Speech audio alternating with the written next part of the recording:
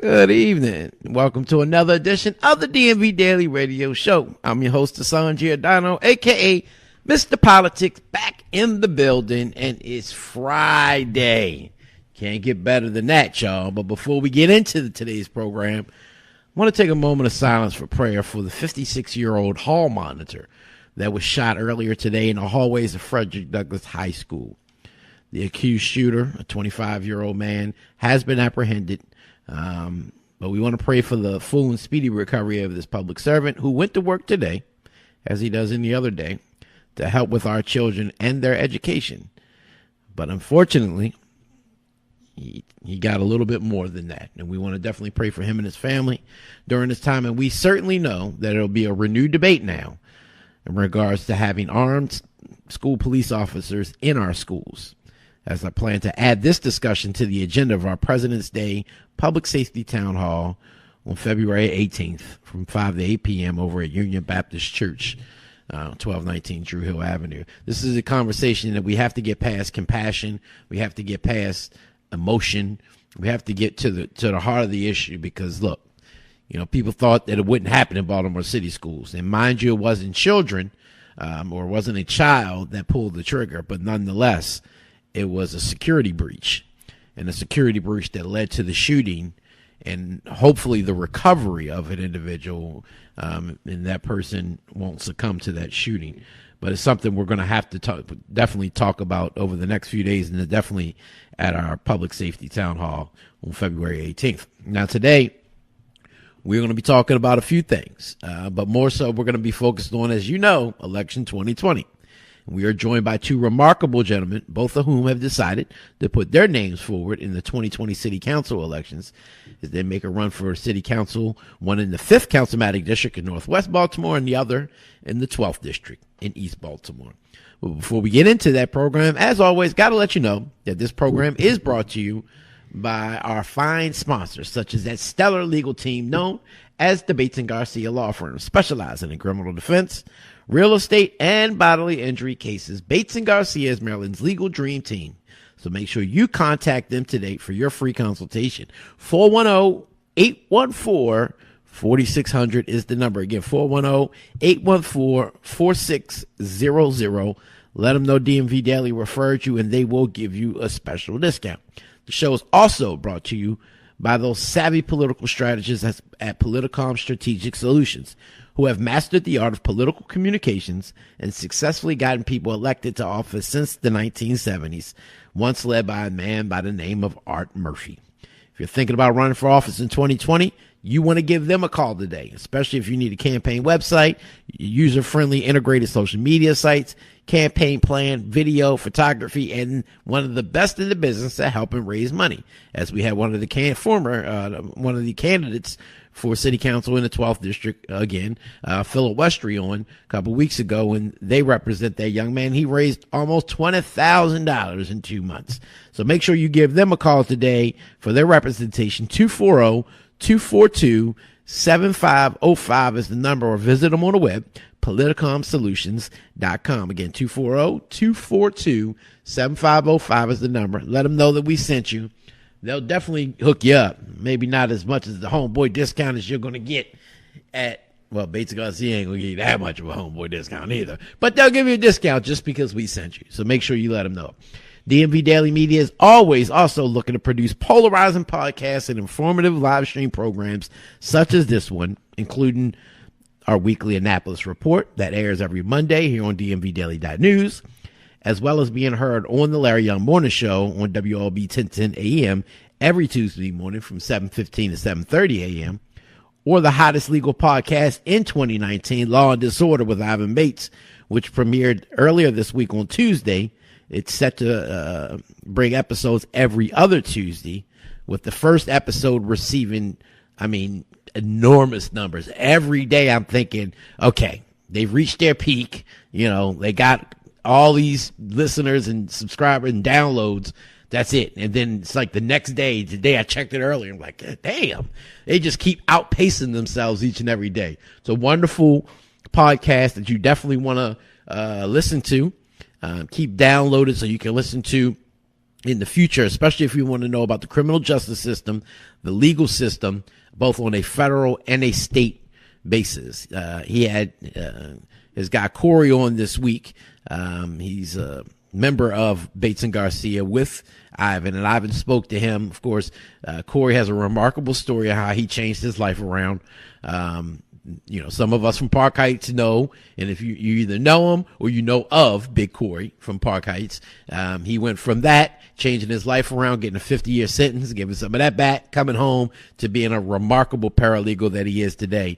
And they break down the federal and the state system on that. And I think in the next 2 weeks, the next episode, you're going to hear Ivan with a law enforcement officer as they break down your rights as a citizen and what to do when approached by law enforcement, not just in the city, but anywhere in this country, and how do you deal with situations like that. So it's definitely going to be informative. You're going to learn a lot.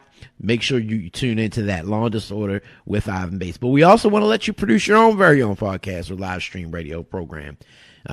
Whether you want it to be put on our podcast network, DMV Daily, to be streamed 24 hours, 7 days a week like our other programs, or if you want it on your own network, maybe you already have a podcast but not happy with the production company that's doing it, or you have a podcast and you really don't know what you're doing, so you want us to be able to record it for you and edit it for you and do all the work. All you got to do is sit down, do your show, and we take care of all the rest. Make sure you give us a call today. 443-294-3900 is the number to DMV Daily Media. You can also email us at info@dmvdaily.news, or just go to the website, dmvdaily.news. You can sign up for it right there. We're also always looking for citizen journalists to be able to write for us. That's the pen is a powerful weapon. In some degrees more powerful than a sword.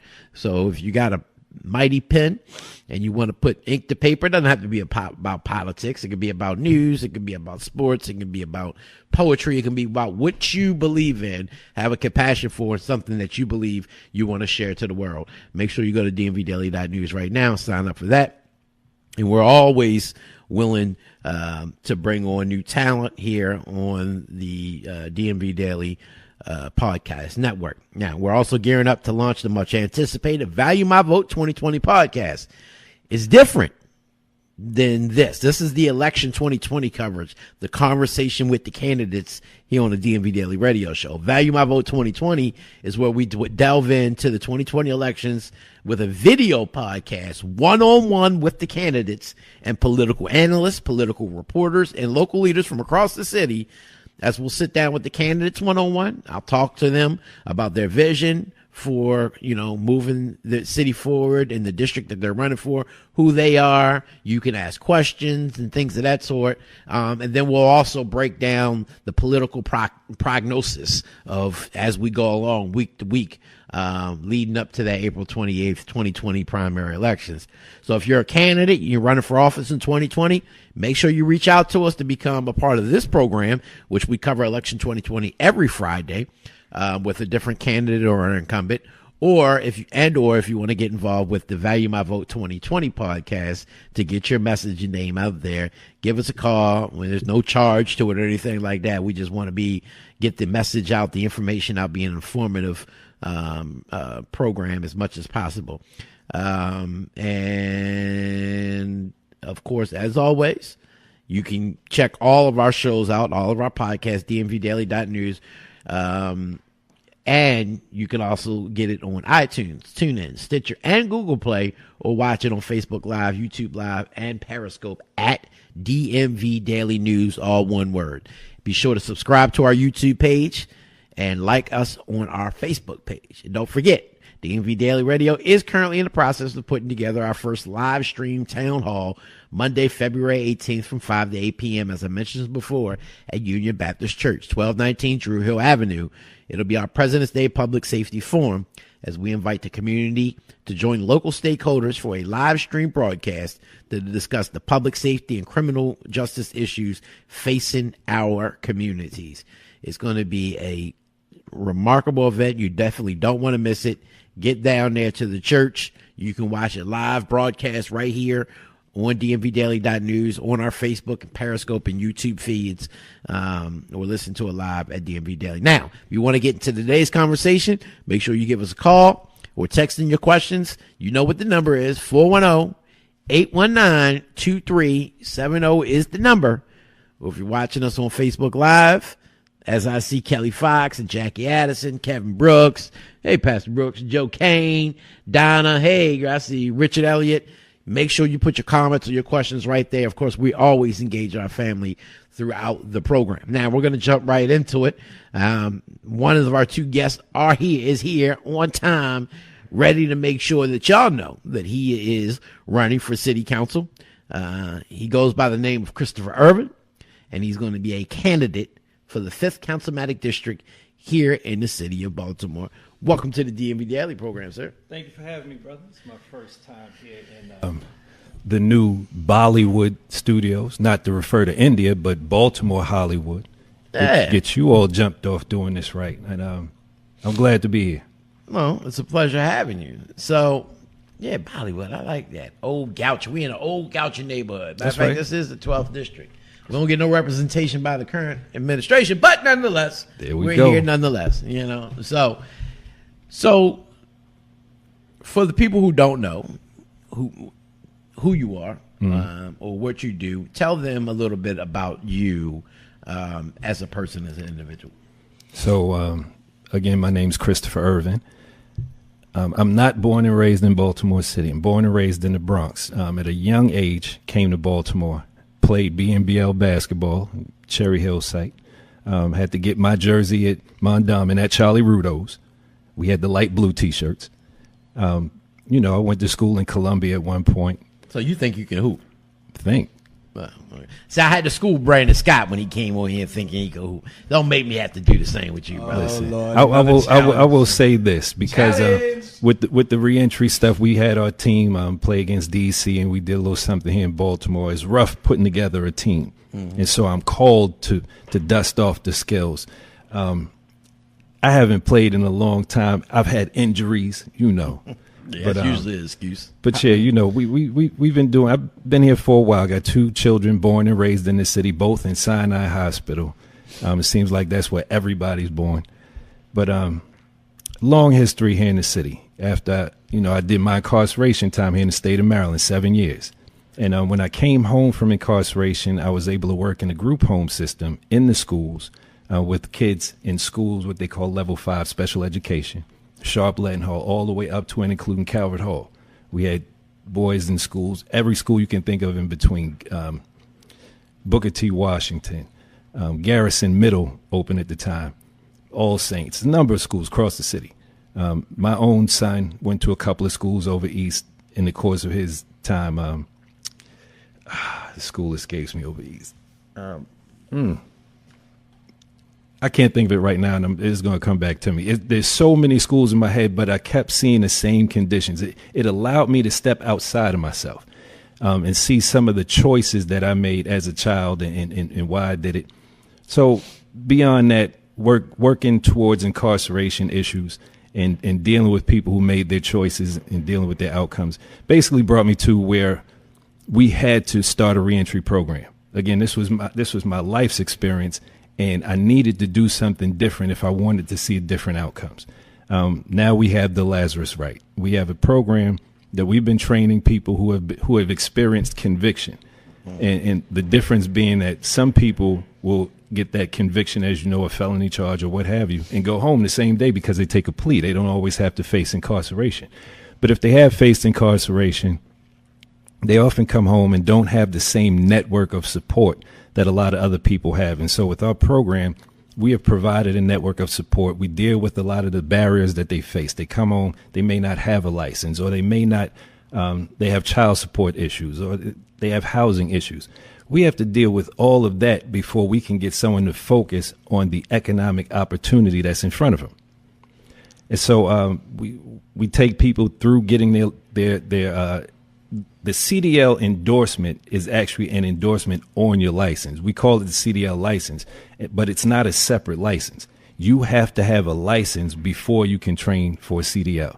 So once you're able to get the CDL, like I said, we deal with the barriers so that the people can focus on driving. A lot of people, I noticed actually as of yesterday, someone showed me another school in another state is doing something similar to what we do. It's a 5-week program. And not to knock the school at all, but we have to remember that when people are coming home, they have so much on their mind, and now you want to give them a short period of training. Yes, physically they may be able to drive the vehicle, but this is a vehicle that may be carrying 20, 30 tons of material. You're on the highway with your children. Do you really want to be right next to that vehicle knowing that this person may have everything in the world on their mind? Yeah, they have to train. So we just delve more into dealing with the person first and then dealing with the economic opportunity, because we want not just the program to be successful, but their road to be successful. Right. So how has the activism and, the former incarceration and things of that sort, and we talked about this before, how has that kind of transitioned you into politics? Well, this is why my son's school is just escaping me. It's kind of bugging me out right now, because I'm constantly having to change channels in my mind. I came here from my warehouse and setting up the runs for my business, trucking business. So at any rate, it transitioned me to politics, because so much of this is based on people. We get, if you're in the bubble that is politics, you get so caught up in the game, and everybody's constantly running and making the moves, and we forget that the moves taken have actual impact in communities on people, individuals, and families. And so I just kept feeling like there's, sometimes there's statements that are made and people say we've known this all the time, or we've seen this for so long. And that statement bothers me, because the first thing that my first response is, well, what did you do different? If you've seen something happening for so long and the outcomes being the same for so long, what did you do different? Because when we as individuals don't take that time or take that step, give that initiative to do something different to get the different outcomes, then we're just a part of the problem as well. Right. And I refuse to be a part of the problem anymore, not on the street, but just by ignoring perpetual cycles of do nothingness. I also have a background in policy and law and all of that kind of stuff that I don't want to go into right now, that gives me a certain insight, or at least a perspective that makes me feel like I have offerings towards different outcomes. Now, if everybody has their opinion, you could say that my offerings are opinions, but I like to have a little fact-based notion before I present something. So if we've been doing something the same way for so long, in the specific instance of incarceration, crime, what have you, hiring more police. That's what we've been doing, needing more police. And we've been getting the same outcome. I looked at the numbers today going back to 1970 in this city. There have been high homicide numbers since 1970. A lot of times we'll go back to 1993 when it was over 350. But there have been a consistent 200 and something, even 300s in the 1970s. So if it has been the same way for so long, at what point do we do something different to get different outcomes? My something different is, how about we do something different for the impacted people? Instead of just throwing more police, more prison, more incarceration at them, how about we deal with them before they get incarcerated? Or while they're incarcerated, how about we actually train them for after they return home, or after they return on parole and probation? How about we actually do something that incentivizes them to become a part of the collective again? We talk about society, but we are the society. So as long as we sit back and do nothing different, we're going to get the same outcomes, but we don't get to just keep pointing the finger and get off the hook for it. Absolutely. Well, we're going to get more into this conversation. We got some callers on the line. I hate to take it so early as we get into this conversation, but we don't want them. So, caller, welcome to the DMV Daily Show. Thank you. I have a question for Mr. Ervin. Okay.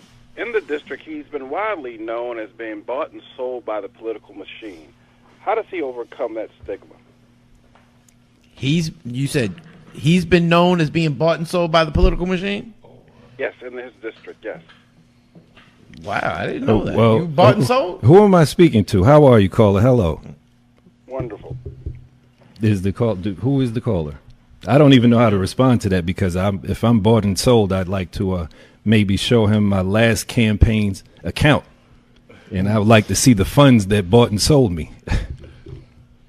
Yeah, I mean, is there any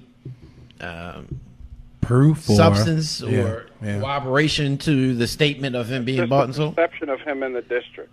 That's the perception of him. How do you overcome that perception? I don't know if it's factual, but that's right. just what people are saying about him.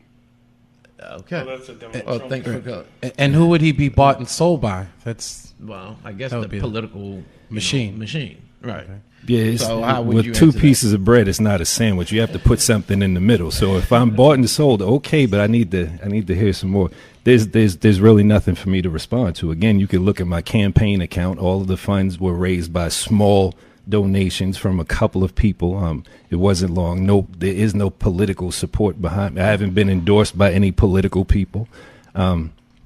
There's not much for me to respond to there. Well, thank you. All right, thank you.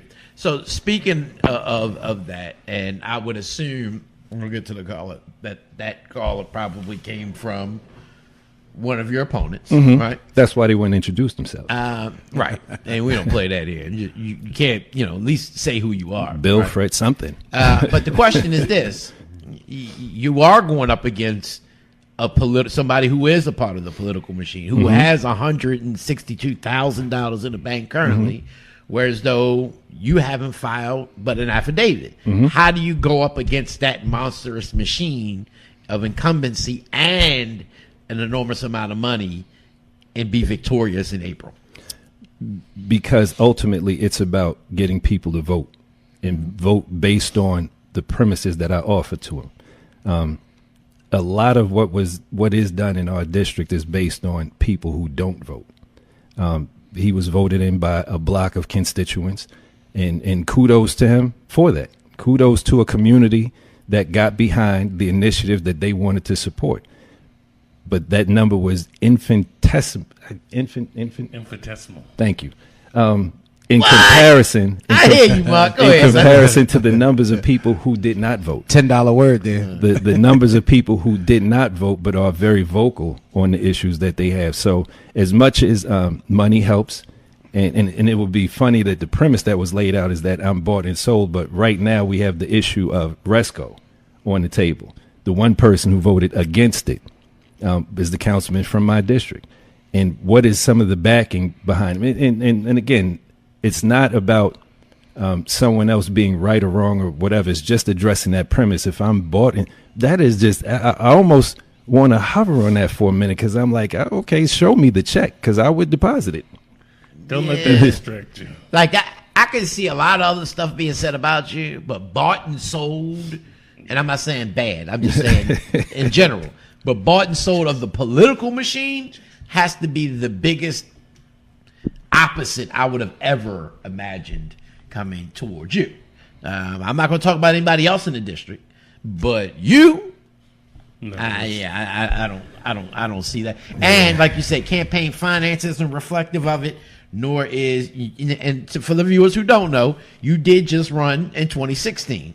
And there was no, from what I remember, because I covered all the races, you weren't endorsed by not a single politician. No. Nor were you given money from a politician or any PAC type of money. None. So matter of fact, you struggled with financing with your program, so nobody's come to your aid, state level or city level, to help you with the Lazarus Right. Am I correct? You're absolutely right. And actually, to highlight that point, here's a program. The issue that is raised and highlighted often is repeat offenders. Here's a program directly dealing with the people who are repeat offenders, interrupting that repeat process. And we've got no support from the city or the state thus far. I'd hate to be bought and sold like that. At least let me live. Leave $10 on the table or something. Caller, you're on with the DMV Daily Show. How you doing? Hello? Hello. How you doing? Good. How you doing? Yeah, I was pretty much, let's see, you actually, okay, you running for fifth district. What do you think you're going to be able to accomplish in that district? Thank you for the question, caller. Who am I speaking to? Your name? Oh, sorry, Keith Scott. Thank you, Brother Scott. What I would like to accomplish in the district, first and foremost, is to show that there's such a divide in the district. It's several ways, actually. But there needs to be a holistic approach to the district and focusing on the people as opposed to parts of the district or sections of the district. We have a lot of development coming up throughout the city. And there's parts of my district that are wondering what parts of this, what aspect of development is going to benefit us, is going to hit our district, and where will it take place? So there has to be an approach that says everyone matters in the district. Everyone's voice. We were looking at the Pimlico issue coming up with the racetrack. There are a lot of voices of people who live closest to the track who are not being heard, while there are voices further away from the district that are dominating the conversation. So we have to give voices, to coin a often used and kind of passe phrase, we have to give voices to the voiceless. I kind of basically run for the people least represented. You know, we live in a majority black city, and in the 5th district, the district is also majority black, but these people's voices just do not seem to move the needle on a lot of issues that impact not only them, but the entire city. It's my view that city council representatives, while they represent their individual districts, they're supposed to work together to move the city forward. Right. It seems like, in my opinion, the council is working somewhat fractionally, and that's just, again, my opinion. So I would just like to see a more holistic approach and a more team-oriented council working together. Now, that doesn't mean that people aren't going to have their different opinions, their different focuses, etc. But at the end of the day, Baltimore City should be one city. I agree. Okay. Any other questions there, caller? Got any other questions, caller? Yeah, I got one more question. Okay. I mean, since the position that you're going for really doesn't have any individual powers, how are you yourself is going to be able to change any kind of conditions in your district? Any what in the district? Any conditions that if your district is suffering from.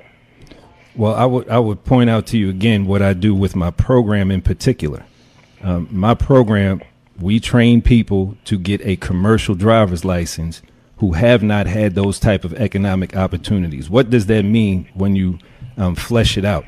We are taking people who have not been working to their economic potential, and they are now tax-paying citizens who went from making sub $20,000 a year to making $40,000, $50,000, even $60,000 a year. That directly impacts the communities that they live in. Most often, these people come from communities where there are more than just one of them in the community. So whether we've recruited a class from Sandtown or we've recruited a class from some other part of the city, I also have the ability to completely recruit from different parts of my own district, whether it be Hilltop, whether it be Howard Park or Grove Park. We can directly impact different parts of the district in that way. Parts of Roland Park obviously don't have that same concern. Parts of Mount Washington may not have that concern. But we would deal with those parts of the district in different ways. But I think it would be a mistake to feel that an individual council person does not have power, as you say. For instance, one of the issues that comes up a lot is the discussion of the money in school boards, and we know that council people, the money going to the schools is not within the purview of the council. But what the council person does have the ability to do is propose or write a bill themselves that then they seek a sponsor for, because once they go to the General Assembly to testify, they are treated with all of the respect due to a council person sitting before the General Assembly. So within that environment, they have a bully pulpit that they could use, but we don't often see that. And so some of the legislative work that I've been a part of, along with a lot of other people, I've had the experience of writing, proposing legislation, going through the process of getting the sponsorship for, and building the consensus to move an issue that I by myself could not have done. And that's what it would be. One more question. Make it quick, caller. Okay. Do you think the present city council is doing the best to work for the city? Well, if I thought the President City Council was the best for the job, I wouldn't run. Thank you very much. Thank you. That's really what I want to know. Okay. Yes, sir. Thank you very much. Thank you. Now, you got to kind of differ with the opinion that, the city council has absolutely no powers. Yeah, that's not true at all. Yeah, if that was the case, then there wouldn't be no point of having a city council. Right. And I think some people, and I'm not saying this is Keith. I'm not saying that this is on him, but I'm talking about people overall need to really be educated on the difference between a city councilman and a state delegate and a state senator, because they're two totally separate entities that have two way different roles. And many a times you'll go to community meetings or you'll go to community events, and what you will find is they will have their city councilman there, and they'll be talking about state legislative issues, or they'll have their state legislator there, and they'll be asking them city council issues that, for an elected official, you hate to say, I can't really deal with that. That's not my purview, but you got to, or you take the position of, I'll get with your councilman who is X, Y, and Z, and we'll work together on solving that issue. But unfortunately, we have way too many people who just don't know what these positions do. So, all right, before we get to the other call, I want to bring in our other guest, who's also running for city council. He's running in the 12th councilman, this district right here, where we at, Old Goucher. See, I only knew it was Old Goucher because he told me it was Old Goucher. I always called it Charles Village, but I'm glad. See, that's good to know. But my main man Kelly Cross is in the building. What's happening, Cap? How are you? Good to be here. Oh, well, it was a pleasure. Thanks for having me. Thanks for having coming me. on. So, I'm going to ask you like I asked Chris. Why in the world would you be crazy enough to run for city council? That's a good question. I've been president of a community association here for the last 4 years. I've been involved in the neighborhood since we moved here in 2011. And, I realize that there's a lot that I can do without being on city council. I'm doing a lot in our neighborhood, in our community, in the area without being on city council. But you hit a ceiling. You realize that you come to a point where there are policies in place, where there's leadership deficits in place, where there are things in place that are systematic and structural in the city that you're fighting against. And without making some real changes at the top level in Baltimore, many of us who are community activists and community leaders, we're wasting a lot of our time. We're fighting against systems that are preventing us from doing the good work that we want to do. So I'm running because I think a lot of the change that needs to happen in Baltimore right now is at the city council level. So if you were to be elected, what would be the change that you envision that's necessary, not just in the city of Baltimore, but especially here in the 12th Councilmanic District? Well, I think the changes that need to happen in the 12th are really reflective of what needs to happen in the city overall, and I think it's especially important here because the 12th Councilmanic District is the center of Baltimore City. I mean, when you think about the boundaries of it, Charles Village in the north, all the way down to Mount Vernon, west to Remington, east to Hopkins Hospital, south to Old Town, Jonestown, Pratt Street. So a lot of very diverse communities with some amazing assets that haven't been utilized properly. I mean, we've got not only the universities here, we have Penn Station, we have the major corridors, Charles, St. Paul, Calvert. We've got, the museums. So one of the things I would do from the outset is say, what are our underutilized assets here? What are things that we could be doing better in the 12th district to help ourselves in the city? And some of that has to do with just really small scale initiatives. I think one of the things that we're tripping up over here in Baltimore consistently is this fetishization of the large projects. We want the big deals.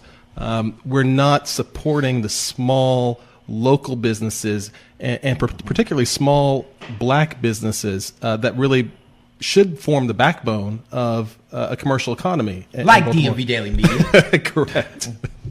Correct. So, I've been working. We've been creating a new thing called the Old Goucher Revitalization District, where by the end of next year we'll have over 30 new businesses here in the neighborhood. The first few started coming in earlier this year, opening. We're working on a market on North Avenue, a number of businesses here, and just working with those businesses, I've seen the struggles that they've had. It's almost like you've got to first of all convince the people to come to Baltimore. But then once you've convinced them to come and invest their time and capital and energies in doing something creative in the city, you just keep hitting up against the city. Zoning, permitting, all sorts of regs and requirements that are really killing business here in Baltimore. Nickel and diamond. They do it all day long, and then it don't let you be a black-owned business, and they want to target you like our good friend around the corner, Terra Cafe, that they did it to. The restaurant right across the street from them, they did it to. Both black-owned.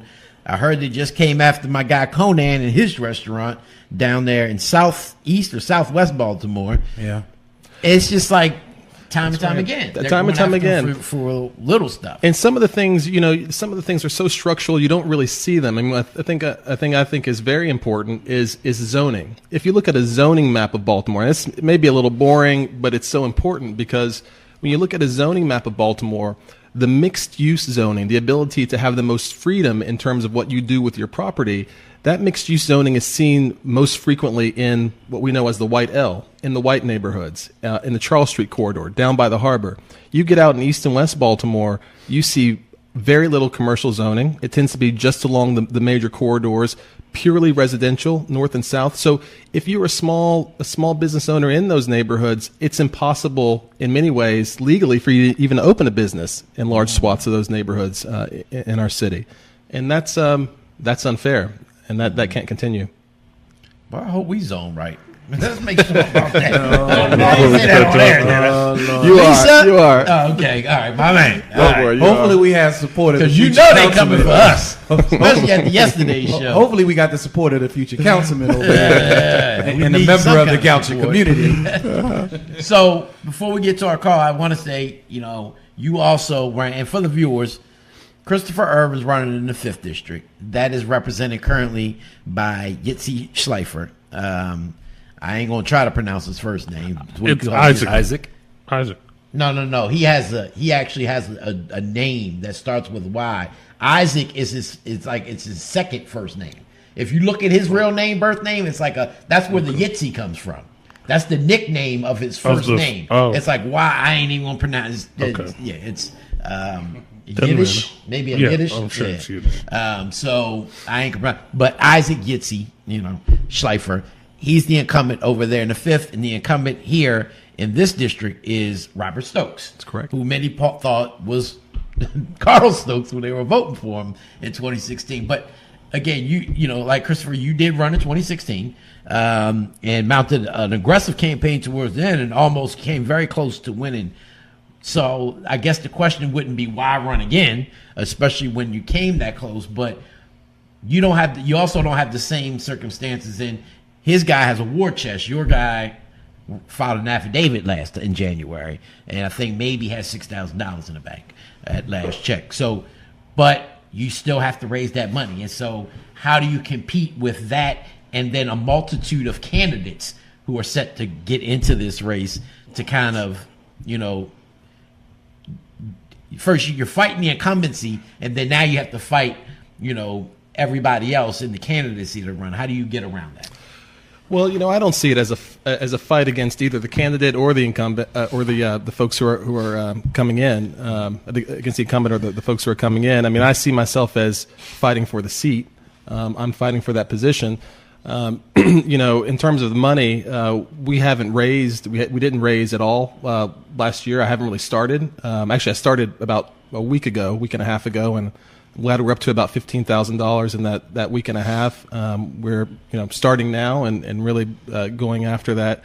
In terms of the number of candidates, again, I think it's healthy to have lots of people running in a district. It shows that there's interest in the district. It shows that there are people who care and want to see change. I know that the people who are going to vote for me are going to vote for me because of what they believe in me, because of my vision for the district and for the city, for our neighborhoods. And those people will be by me regardless. I think we've expanded our base significantly since 2016. That race, I got in at the very last minute. I wasn't really planning it. I think I mounted the campaign at the filing deadline. I think the day before the filing deadline, I decided to run, got in it, raised the money, and then started that campaign. It was about a 6 to 8 week serious campaign. And we just ran out of time. There were a lot of neighborhoods we didn't get to in East Baltimore, in the southern part of the district.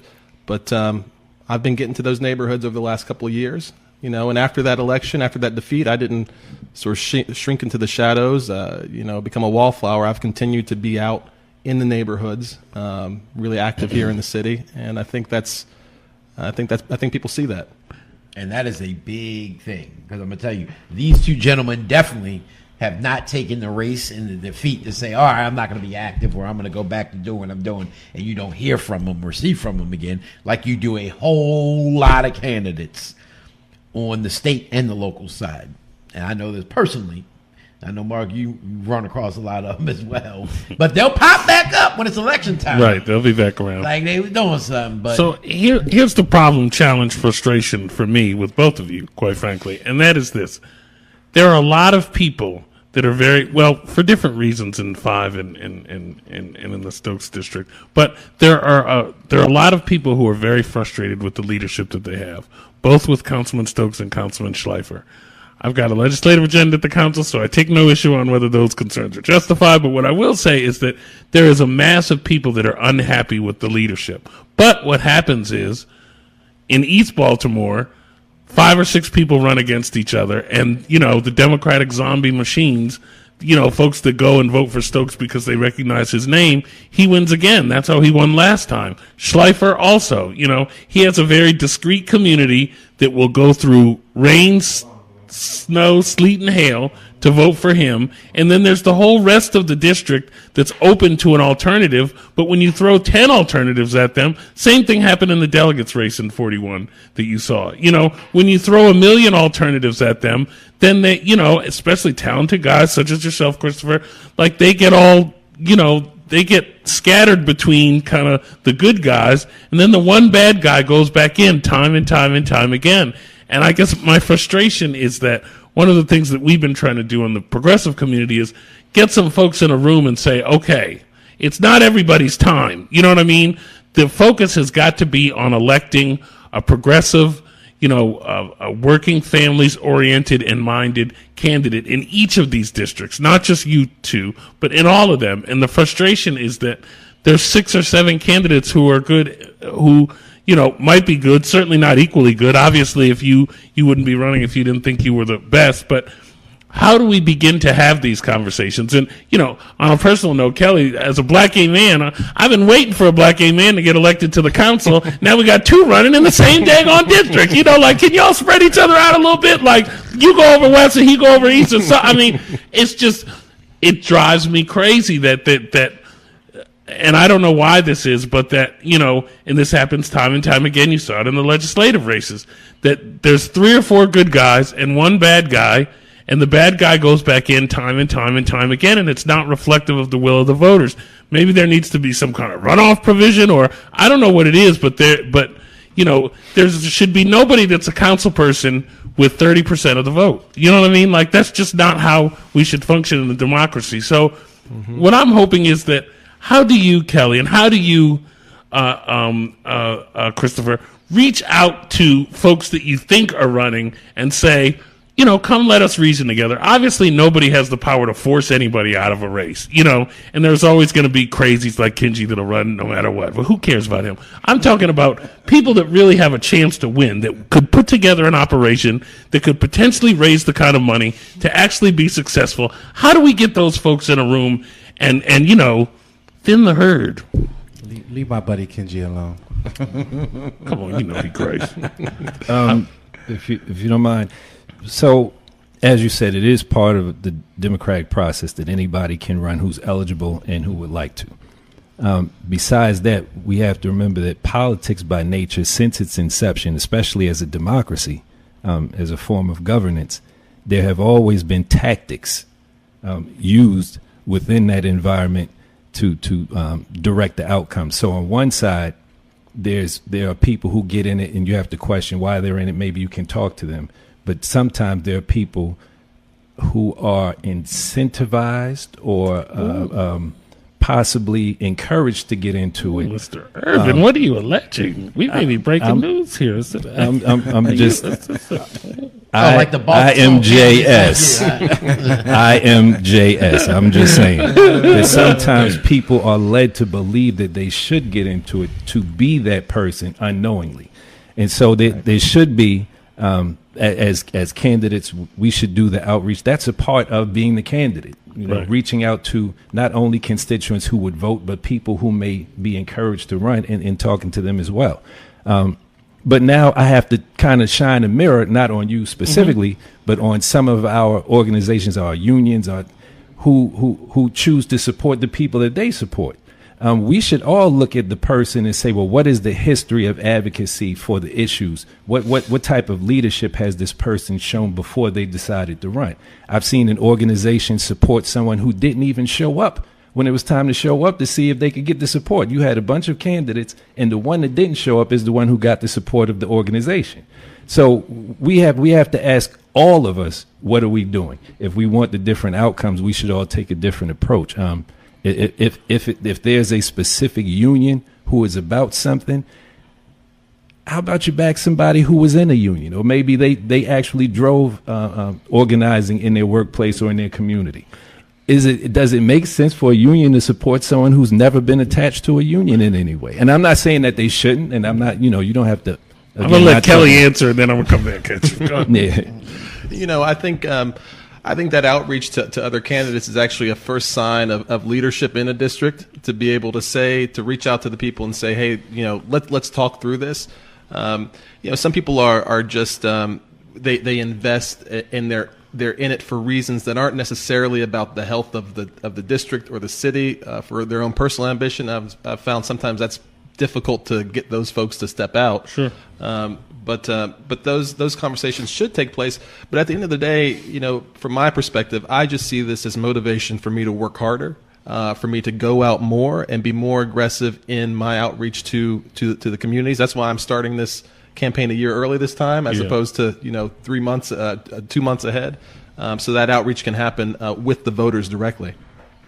Well, yeah, and so in response to you, Christopher, I will say, as a and not personalizing this to labor, but as the political director for an institutional interest, we always have to balance viability versus who we would like to see there. And so if I went with my heart in every campaign, I wouldn't be able to get a meeting in City Hall, because my guys are always the guys with the least money but the best heart, and so I always tell every candidate, and I think SEIU in particular may be a victim of its own success to a certain extent with people like Donna Edwards, and she unseated Al Wynn, and people tend to think that I'll get labor and they'll carry me over the finish line. And I've always said labor is a nice, dollop of cream and cherry on the sundae, but you got to have some ice cream, brother. You know what I mean? And so what happens is we have candidates that we certainly like the best,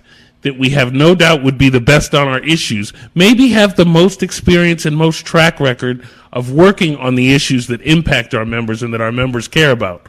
But they've got, 3 chicken wings and 2 loose Newports in their campaign account. You know what I mean? And what do I do? What can I do with that? I can't take my members' money and throw good money after bad. I'm always cognizant that, yes, we are, as a union, stronger together. We are blessed enough to be able to write a check for $6,000 to a candidate that we want to write a check to. But I'm always cognizant that money comes from my members scrubbing toilets in the public school system. That money comes from my members, often older ladies lifting up grown men and putting them in bed or putting them in the bath in developmental disability group homes. So I have a calling on that money that it has to go to the person who has the best combination of platform and possibilities. Right. And so what I would encourage you to do it, and Kelly, I think you usually don't have a problem raising money, but one of the first indicators of viability is money. And so you have to, you got to show the institutional interest some legs, like to say, he can run, and then I want to jump in and help you.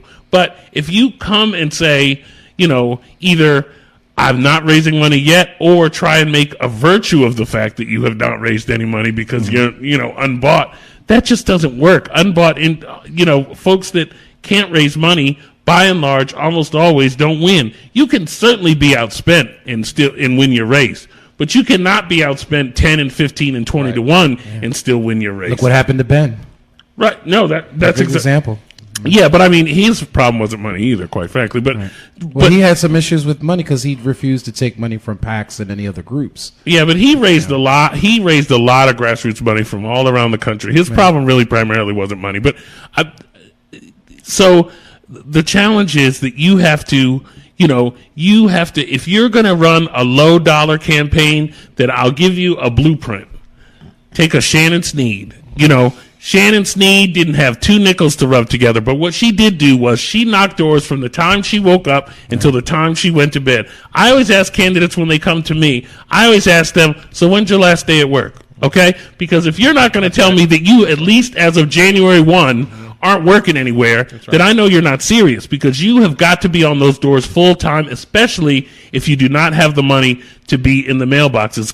Another good candidate early in this cycle, someone like a Joseph Kane. Joseph Kane doesn't have a lot of money, but I'll tell you what, Joseph Kane is on them doors, all weekend, every weekend, not, pontificating with us, although I'm glad you guys are here, but at the end of the day, don't none of us vote in either of those districts.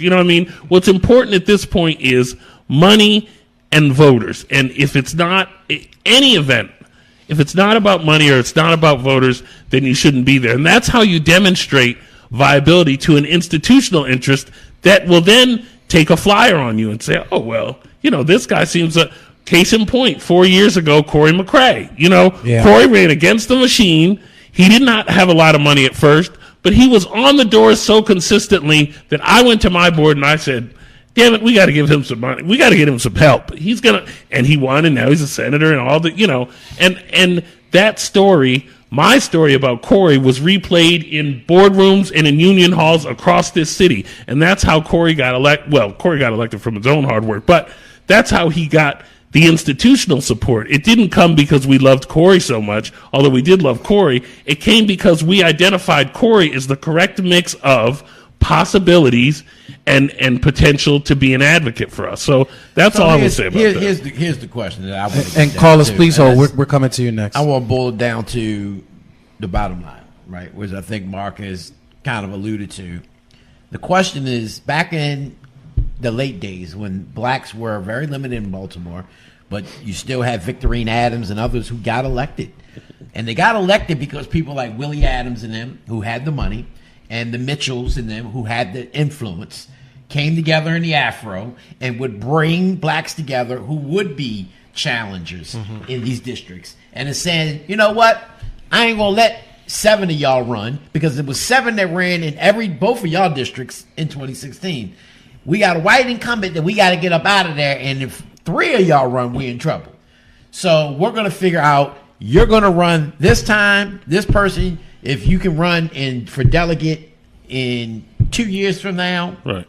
That taking out the interest, I understand what you're saying, and the only reason and don't take this is not about, I wouldn't trust a union doing it, because I'm going to tell you what's going to happen when the union gets in the door. The people who aren't union, who feel like you may have slighted them in the past, going to be like, man, you're only doing that because of your own interests. But if you do have a mark outside of the union, who are a black group that comes together with no interest other than the community, who are willing to sit the candidates down and say, from a grading standpoint, okay, Kelly, you got 1,868 votes last time, right? I mean, you got 29%. You got 2,272 votes. Excuse me, I don't want to take none away from you. Okay. less than 400 less than the incumbent, and you got this amount of money. Then you are our candidate, right? Or this person can raise this amount of money. We got this amount of money for you. We know you're going to work hard. Or on the flip side of that is, you only can raise $1,000. And where we know you're going to be on the doors good, we have a great candidate that we think, not saying that you're not, that has the money, that has the viability, that we're going to get them elected on council, but we want you to run for delegate in 2 years because we have an opening or something. would y'all be willing to sit in the room with that type of influencer and actually listen? I'm not saying agree, but at least listen. Oh, at least listen, of course. I mean, and it's. I think to Mark's point, to your point, we don't have that organizing principle in our local politics anymore. Things are very fractured. People are all in their own camps. We need those organizing. We need progressives to really come together and say, this is what we're going to do because we've got a common agenda. I mean, I think it's a shame that we didn't get a minimum wage. The minimum wage was voted down by our city council. In a city where that minimum wage is absolutely critical. I mean, it could really change the lives of so many people in Baltimore. That's the kind of, when you have those failures in legislation, that's also a failure in that organizing principle to pull the right candidates together. If I could, I just want to, make a statement that I'm not running against Councilman Schleifer because he's Jewish, because he's Orthodox Jewish, because he's white, or any of that. I'm running because I feel that the demographic of the district that I represent, and am a part of, is not being represented. So regardless of who was in the seat, if they represented the people of the district, I would support that. I got enough other things that I could be doing. But we're not being, it's so disparate when you look at the district. I don't even get that reference to Upper and Lower Park Heights. Like, where did that come from? That perpetuated narrative, how we even refer to the district, is not being tackled head on. And when somebody goes at it head on, then I'm the divider. It's like, wait a minute, because I talk about the divide, I'm the divider.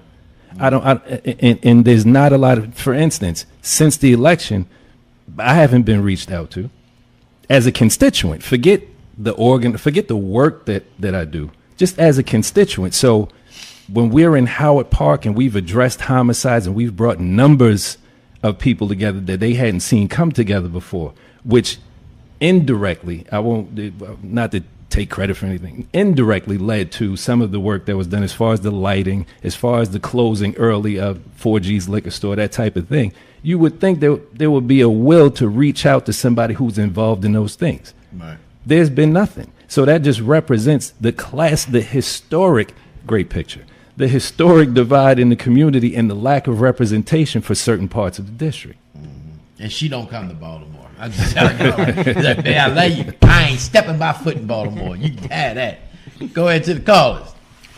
Caller. Hello? Caller, you on the line. Oh, hello. Hi, this is Bobby. How you doing? Good. How you doing, Bob? Hey, Bobby. Hey, Bob. Good. Hey. So I have a question for both candidates. Similar to what Mark was saying, obviously you have to show viability both by money raised and, their presence on the doors and their overall commitment to the campaign. But with races in Baltimore as it relates to money, I think personally the most outspoken city council member against the negative influence of developers in the city has been Ryan Dorsey. And that's my personal opinion. And I would like to see candidates who can raise money but make a pledge to not accept developer money from developers like Caves Valley Partners, Bizzuto, and BD, and others. So my question to both candidates is, I know you have to raise money to be viable, but will you pledge to not take donations from developers? Well, let me, I can start with that. I think the issue around developer money is, it's funny because I see that as an issue most heavily in the waterfront parts of the city. I see the most developer money going into those very high dollar races, Federal Hill, Fells Point, those areas. Yep. I can say, here in the 12th district, when I was raising money, I think I may have gotten $2,000 total from developers, and that was there's just not a lot of developer interest, and it's really a shame because it shows sort of this disparity between how those money interests value different parts of the city. I mean, if you're willing to put $400,000 between 3 or 4 candidates in the first district, But in the 12th district, 7 candidates altogether are raising under $100,000. It shows that people value one part of the city significantly more than another. But in terms of I would go ahead. Well, I was going to say in terms of making a pledge. I mean, I wouldn't make a pledge to that regard, because I think if people if you're a developer and you believe in what my vision is for the city, I'm going to take your money because I need that money. I need that money to get my message out. Taking your money doesn't mean that I'm going to be beholden to you. And I make that very clear to everybody. Either you vote for me or you don't. You like what I say or don't. But your money's not going to influence me in that regard. And what I will say is, I would agree that, and I want to hear from Christopher Ervin, but just quickly, I would agree that you see more of the developer money. Like, I live in District 1, so I'm in District 46. So, you see Cays Valley Partners, Bizzuto, PD, all over the place. But historically speaking, I think there's been a pattern in Baltimore where I think we're rightfully, it's okay to be skeptical of the interest of these developers given the historical patterns of the projects they've done in the city and the impact it's had on some of its most vulnerable communities. And so I would agree that there's probably less money in your district flowing in, but I think there is only one way to guarantee, at least from the perception, that you're not going to be influenced, and that's not to take their money. Well, Bobby, if I could, I'm sorry, if I could, what I would point out is see, now we're having one of those discussions where everything is drawn on contrast now. You're either for or against something. And much like Kelly said, I wouldn't make the pledge, not because I would want to take big developers. See, you have to remember, within the scope of developer, there's big developer, there's small developer. In my community in Howard Park, we have such a housing stock that's empty and vacant or abandoned. We need to attract developers to the community that will develop the type of housing that supports median incomes. So if I can attract a small developer to my community who then sees value in my advocacy, and then that person were to say to me, I'd like to donate to your campaign, should I not take it because of the pledge? So I think what you're talking about is big developers who would have influence and sway over someone that would represent a district like you live in. And I don't think that's the case where I live, where we actually have no capital projects going on, and we're trying to get the Ambassador Theater done. Yeah, and I would say, like, if you're an elected official, you have to work with developers, just because the city's built for 1 million people, and we only have 600,000 people. So, we need to have more economic development and more opportunities for people to stay in the city. However, I would agree there is a difference between some of these large developers and small developers who may have, both the interest of the community and economic development, together. But, I remain highly skeptical of the interest of developers, at least these major ones, given the history of how they've interacted with communities here in the city. I understand. I'm sorry. And if I could, though, also, you have to remember the disparate economic issues in the city. So I may live in a part of my own district that is vastly different as far as an economic picture from another part of my district. Howard Park to Roland Park, there's a pretty big disparity. And so, again, in areas where we have not seen any development and we need to attract development, those conversations, and especially when you can attract like-minded developers who are about the community as opposed to, say, big business and everything, you want to develop and foster those kind of relationships that you would hope support you. Well, and Bobby, I know I'm going to get in trouble for this. You stay but I just can't. I know. I can't help myself. I really do have to. I really do have to respond to the point about Councilman Dorsey and Ryan. I adore you. Honestly, philosophically, he's probably my favorite council person. He speaks truth to power on the issues that matter and everything else. But I think there's this myth that, like, kind of Ryan rolled out of bed and onto the council. It's important to understand that Ryan had parents who maxed out to him. He had his parents' business that maxed out to him. So he has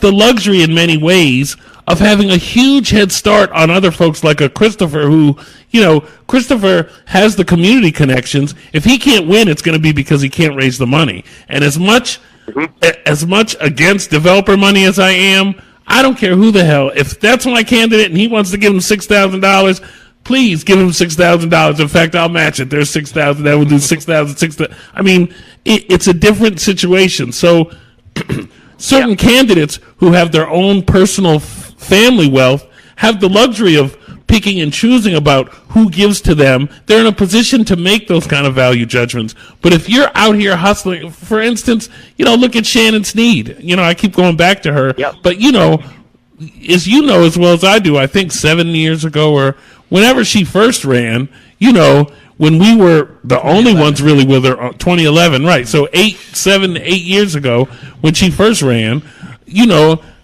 when we were like, when all the money she had was like us and maybe one other person and then like some small money. If Steve Silverman or Caves Valley Partnerships or anyone else walked in the door and offered her $6,000 and she turned it down, I would have left her there. Okay, now I support Branch. So I just think it's important that as important as some of those judgments are, and I agree, who you take money from says a lot about who you are. But there are also, it should be recognized in this game that these folks really, by and large, usually aren't paying for a decision in their favor. They're paying for access. You know what I mean? What they're paying for is someone that's going to take their calls. If I trust in who Shannon Sneed is, if I trust in who Christopher Ervin is, or if I trust in who Kelly Cross is, then I'm not worried that a call from Case Valley Partners is going to make them screw my workers. You know what I mean? Like, it's just not something that I worry about. And quite frankly, in this city, Case Valley Partners doesn't have a lot to choose from in terms of folks that are going to be 100% on their agenda. So I agree it's an important delineating point, but I would urge you not to use it as an absolute kind of acid litmus test, because I don't think it always works in every district. It's not a litmus test. But I would say that I do appreciate candidates who are willing to speak truth about the history of how developers have interacted with our city, and I think the skepticism to a large degree is justified. Yep. But I think you're right. Like, it's not a litmus test, 100% not. But I think we have to be real about discussing it. Yes, absolutely. All right. Thanks for the call, Bobby. Thanks, Bobby. As always. Yep. And I got to say, I'm with y'all, though, and I've known, and that's the reason why, two reasons why I decided to run for clerk. Number one, I knew nobody knew that position the way I did. And I only learned it coming up under Frank Conway. And I knew there was a position that's not a council or a delegate that's, widely known. But number two also is because I've done other people's campaigns so much. And that's, I want to know what it's like to be the candidate. Mm. And I realized real quick how hard it is to be on those damn phones and ask money. And I'm going to tell you, any developer was going to give money. And I had a plan to develop those courthouses down. I'd have took it.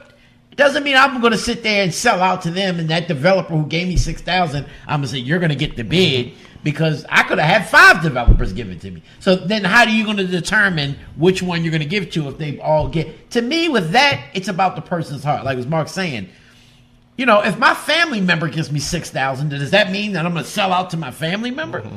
No, they gave me $6,000 because they believed in me. Mm-hmm. And like you said, they got access. Yeah. Right?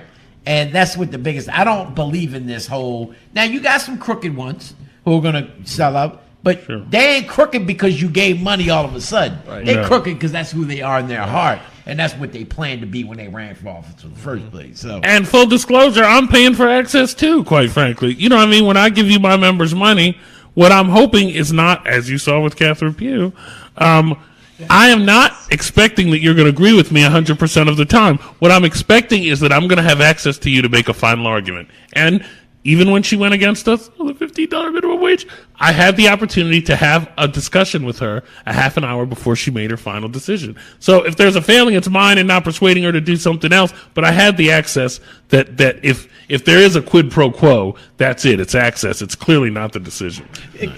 Money talks, bullshit walks. Can I make it just a quick point? I think an issue also around development money in Baltimore sort of speaks to a larger problem in the city, which is that we don't have enough other interests in Baltimore. In a healthy city, you've got your business interests, software interests, real estate interests, small business interests, all these different interests that are also competing. Baltimore is so devoid of a lot of the other industry and activity that development is just kind of this big elephant in the room, and we got to build up the rest of the sectors of our economy. Agreed. And so you said that money won't influence your decision as a councilperson. That's correct. But I would hope interviews on shows would help. We'd like to have access too. We got a caller on the line. Caller, thanks for calling DMV Daily Show. Hello. Hello. This guy, how you doing? Good. How you doing? I'm good.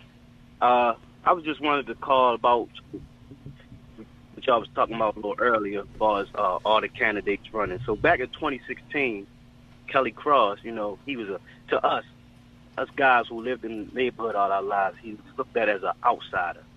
Somebody who we never saw before. And, now we got this guy in our neighborhood just popping up. But over time, I did see that his leadership where his community was at and the things that he was doing was genuine.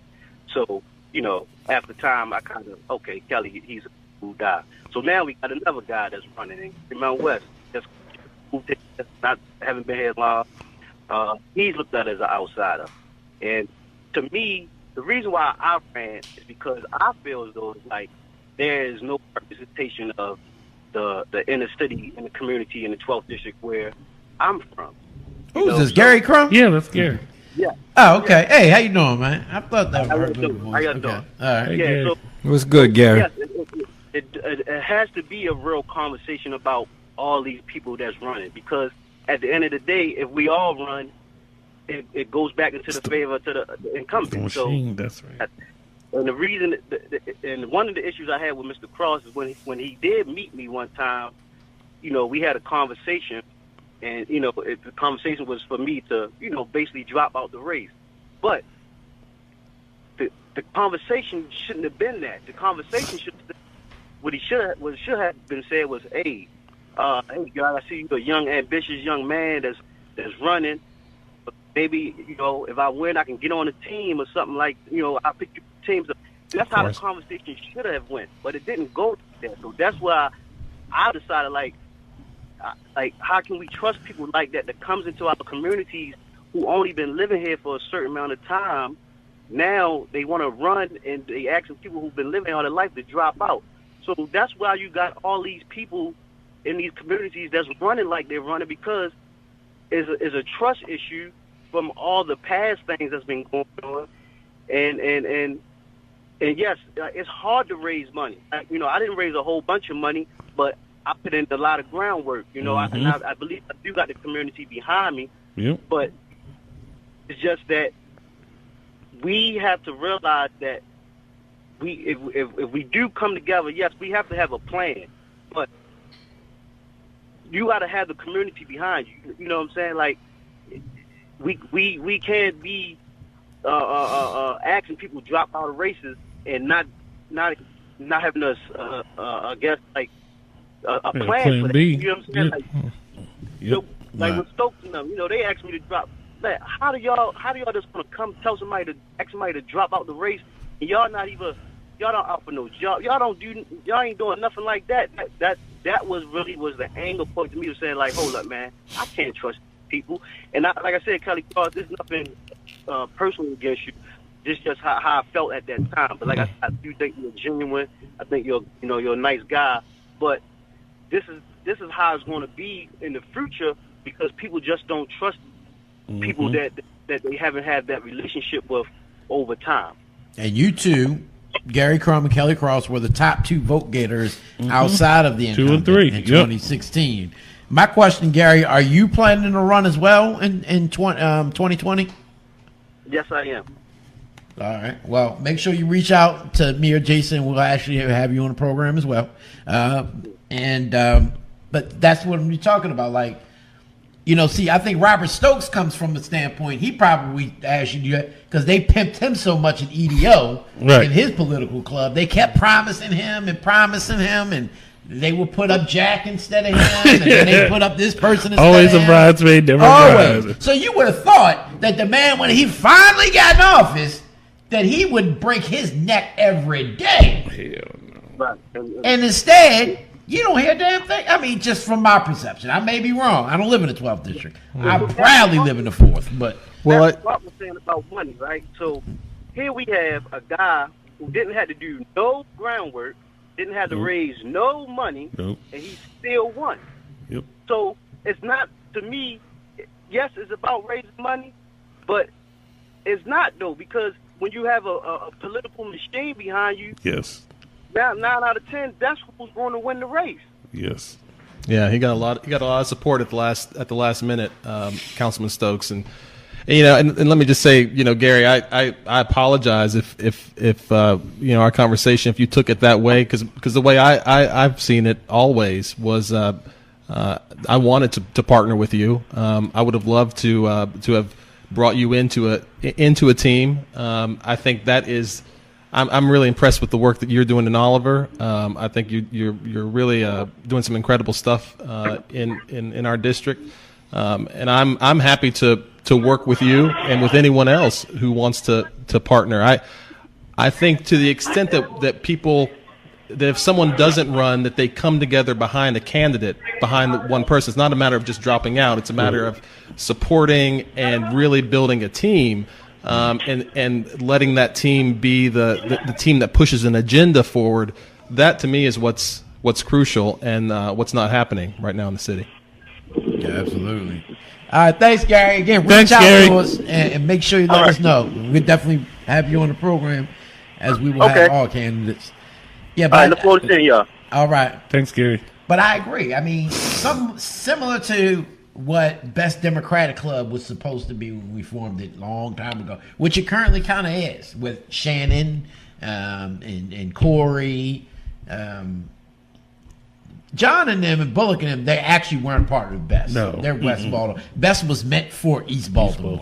But we need that kind of, because I'll be honest with you, the 12th district has some of the greater candidates. Like you said, if we could spread you and Philip and Gary out across the city, along with Christopher, and start placing people in districts, but then you kind of get to the whole, you're a plant now. So you just moved in the district like some people. I mean, we did get very bad from Facebook again. Well, Gary's right. Gary's right. There's a trust issue. There's a trust issue in a lot of neighborhoods. There's a trust issue, and it's not just about sort of carpetbagger politicians, but there's trust issues around every single institution of civic society in Baltimore. That's right. The police, the universities, the businesses, the developers. What high school you went to? You can't answer that in Baltimore. And my son was at Chinkapin Middle. It came to me later. That's right next to my house. So okay, for a lightning round of questions, we're down to the last 5 minutes. These are yes or no's. Armed police officers in the schools. I wanted to get to that. So obviously, yes or no. I have a 13-year-old in high school right now. Okay. So for me, I have to. So if you want to skip me, do. But it has to be deeper than a yes or no. I think there's been too much focus on the gun. Okay, as opposed we got to to skip you then. Okay. No. Good. Okay. No. Good. Yes. See, good. Kelly's right. Kelly's right. And see, Kelly's right. Go ahead, Hopkins Police Force. No. No. No. How dare you? No. Dang, I can't even think of what else to do now. Shit. Well, Hopkins isn't in your district, so that ain't fair. It is in your district. Yes, that's right. But Sinai is, that's going to be next. It's coming. Yeah, absolutely. That's interesting. Well, we got downtown partnership. Will we have a minute to talk about what happened today in Douglas?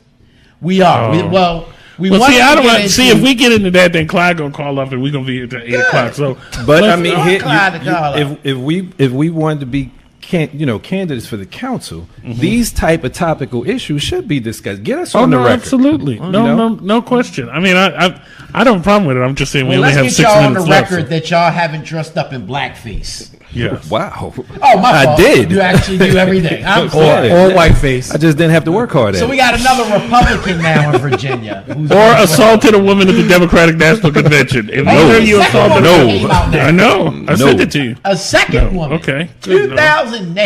She said he raped her in 2000. Did you dress up as Curtis Blow? No? Okay. No, but I know Cool Herc. Okay. Well, I think we got a clean bill of health from these two. I do. So last couple of minutes, because we only got literally less than 5 minutes. I want both of y'all to give your closing statements on who you are, where people can find you, a little bit more about you and your candidacy. And Kelly, go ahead. Thank you. Well, again, Kelly Cross, running for City Council, 12th District. My website is kellycross.org. I'm president right now of the Old Goucher Community Association, and I'm running for council because I think we can do much better on City Council. I think that small business development, economic opportunity, rebuilding our neighborhoods is really going to be the key to turning the city around, and I think we can do that with the right leadership. And I'm Christopher Ervin. I'm running for City Council in the 5th District. Basically, my premise is that at some point we need to include the voices of everyone within our districts. I think the 12th is almost as disparate as the 5th District, and that's probably the basis of that conversation. So I'm running to really represent the majority of the people who have not been heard from for so long, and realizing that their interests really align with those who are more vocal, and trying to align the interests of the entire district to go in the same direction that we want to take the entire city. And I'm Hassan Giordano, and I'm running for the bag. To secure the bag. But thank you, gentlemen, for coming into the show today. Thank you for having awesome us. Program. You need more time, man. It's been an hour and a half. Man, this hour. The other shows have 4 hours, and all. You know, we should be able to come in and really mix it up. Get us on the record. You're a marathon man. We ain't getting on no 4 hours. Now I understand. Not on a Friday. It's happy hour. You don't I understand, and I appreciate you wanting me to take over that show on WRB. And the way they pay, I'm with you. Right. So if y'all want to get rid of Larry, I'm right here. You know, I love you, Larry, nonetheless. But we are hour. We extended it from an hour. Yeah. And we might be able to go longer if folks would just go to DMV Daily on PayPal and consider donating $1 or $2. That's right. PayPal. Can I say something before we go? Yes, go ahead. /DMV Daily News. Shout out to Ivan Bates, who's not here, and Free Keith Davis. Oh, you took my line. This your first and last appearance on the DMV Daily Show. You know, I got to stand up for my girl Kelly Davis. And what happened to Ivan? He didn't even. He did said say he wasn't was. coming. That's right. Yeah. He did. He's picking up the money. Have a good weekend. He's securing the bag. Big bag over there where he's at. All right, y'all. See y'all Monday. You messed up.